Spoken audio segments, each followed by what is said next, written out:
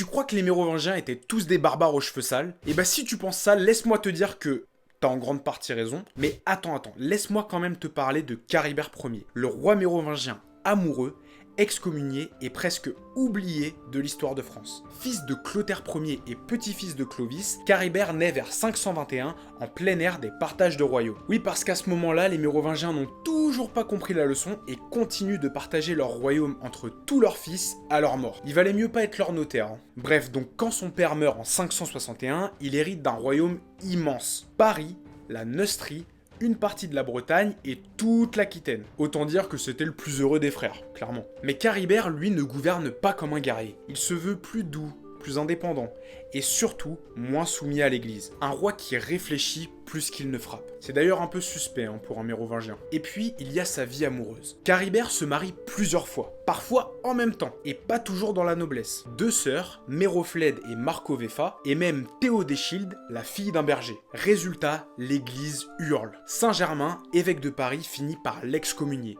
Une première pour un roi franc. Et le plus ironique, pendant qu'il est mis au banc, il finance la construction de Saint-Germain-des-Prés, l'église qui porte le nom de l'évêque qu'il a excommunié. Un peu maso sur les bords, le Charibert. Mais ce qu'on peut tout de même lui reconnaître, c'est qu'il était plutôt pacifique. Charibert n'a pas cherché la guerre. Il voulait régner tranquillement, aimer et profiter de la vie. Mais malheureusement pour lui, son règne ne durera que 6 ans. En 567, il meurt sans héritier légitime et ses frères se jettent sur son royaume comme une meute de loups affamés. Alors oui, Charibert n'était pas un grand conquérant, mais c'était un roi humain, indépendant et sûrement un peu trop moderne pour son temps, surtout pour un mérovingien. Dis-moi en commentaire si tu connaissais Charibert et ce que tu penses de son règne. Et surtout si tu veux découvrir d'autres rois de France un peu oubliés, abonne-toi.